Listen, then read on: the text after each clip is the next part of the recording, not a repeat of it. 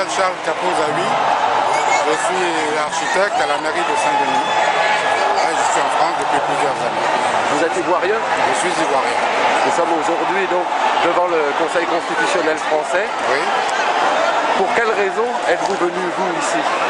Tous ces Ivoiriens que vous voyez là ont voulu venir devant le Conseil constitutionnel français pour montrer que la Côte d'Ivoire est aussi une démocratie, un État souverain qui, comme la France, a un Conseil constitutionnel qui doit être respecté, qui doit être situé à sa véritable place, comme on situe le Conseil constitutionnel français à sa place.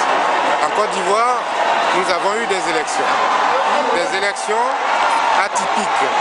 Dans aucun pays au monde, on a vu des élections organisées par l'opposition. Il faut savoir que la commission électorale dite indépendante est dominée à 80% par la rébellion et les membres de l'opposition. Et le président de cette commission électorale est un membre du RHDP, donc proche de Bédié et de Ouattara.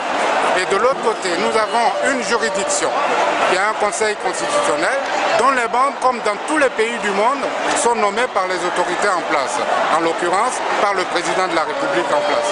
Et la France ne trouve rien à redire au fait que la CEI soit dominée par des rebelles, mais trouve simplement à redire que le Conseil constitutionnel soit désigné par le président en place. C'est incroyable, de mauvaise foi de la part des autorités françaises. Mais on sait très bien de quel côté ils se placent depuis 2000. Depuis 2000, ils ne sont pas du côté de Laurent Gbagbo, qu'ils n'ont jamais voulu voir au pouvoir. Ils ont tout fait pour le déstabiliser, pour le chasser du pouvoir. Ils n'ont pas réussi. Et pour eux, la dernière bataille, c'était ces élections. Ils ont tout fait. Ils l'ont triché dans le Nord. C'est de notoriété publique que dans le Nord, Ouattara a bourré les urnes, que ces rebelles ont empêché les Ivoiriens de voter. Et tout cela est de notoriété publique et la communauté dite internationale ne trouve absolument rien à redire à cela. Tout ce qu'ils voient, c'est que Gbagbo a été proclamé vainqueur par un ami. Il faut que la bonne foi commence à triompher dans ce pays. Parce que dans ces pays-là, on dit qu'il y a la démocratie. Et la démocratie, elle doit être appliquée de la même manière partout. Quand on fait des élections ici, elles sont organisées par le gouvernement français, par l'État français, par les mairies. Et c'est le ministère de l'Intérieur qui d'abord proclame des résultats qui sont entérinés par le Conseil constitutionnel. C'est comme ça dans tous les pays du monde. En Côte d'Ivoire, lorsque le Conseil constitutionnel rend un avis, on dit que cet avis n'est pas motivé, n'est pas normal, n'est pas légal, n'est pas légitime et on ne veut pas le reconnaître. Et cela, les Ivoiriens qui sont là ne sont plus prêts à l'accepter. Voilà pourquoi ils sont là aujourd'hui.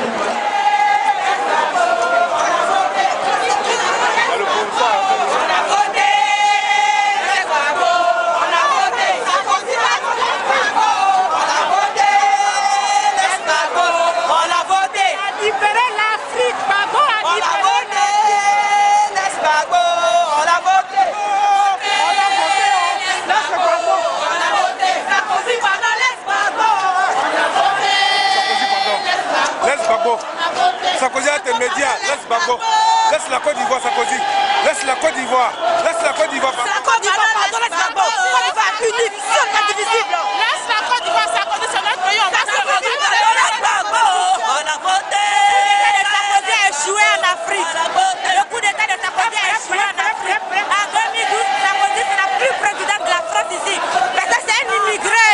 Gbagbo, on a voté. Laisse Gbagbo, on a voté.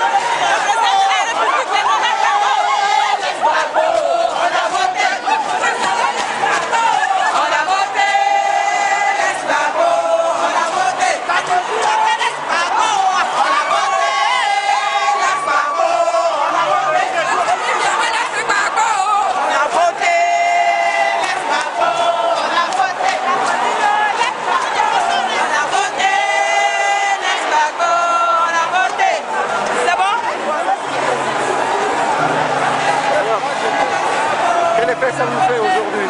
Ah, mais c'est extraordinaire parce qu'on ne s'attendait pas à ça, parce que vu que tout ça a été organisé un peu dans l'urgence, bon, ben ça veut dire que la Côte d'Ivoire tient à son président et que